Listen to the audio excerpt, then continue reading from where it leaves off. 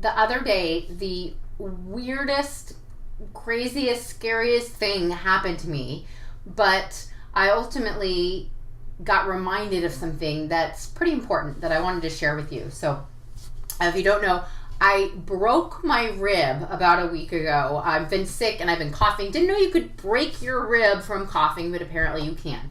And it's pretty painful. So the other night I was trying to go to sleep, and I like to fall asleep on my side. It's just the easiest way for me to fall asleep. So I'm on my right side, and all of a sudden I realize I can't roll to my left. No matter what I do, it hurts so bad. I'm stuck on my right side. And if you've ever been in a position where you can't move, all of a sudden I felt claustrophobic, even though I wasn't, in a little tiny box or anything, but just that feeling of not being able to move. And I started kind of panicking, and I was calling out to my husband, like, help me, and he didn't know what to do, and I didn't know what kind of help I needed, but I couldn't move. I couldn't roll over onto my back, and I just felt so scared and stuck, and I started kind of crying, but also kind of laughing because I was just overwhelmed with emotion.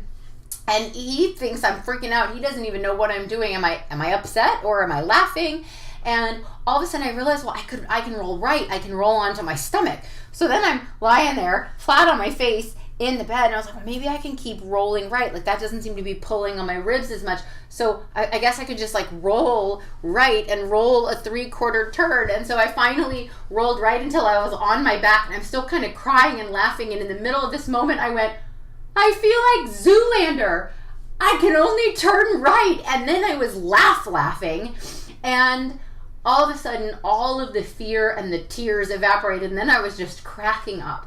And it reminded me of the importance of humor in these scary, critical moments of our lives. It seems so out of place to laugh, but it's really helpful. When I was going through my brain aneurysm and my head was all wrapped up, everybody in my family called me a sock monkey. They're just, I joke about my cancer scars, that I was, attacked by a shark.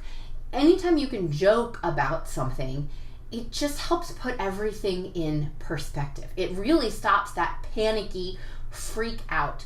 So the best advice that I can give you is to practice humor in advance.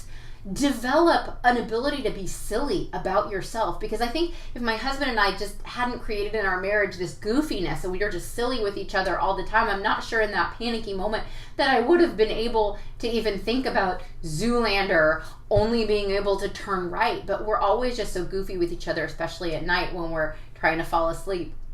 So as much as you can build that into your family culture, to your own self, that ability to be goofy and see kind of the silly side of things, do that in advance. Do that before you're in crisis mode.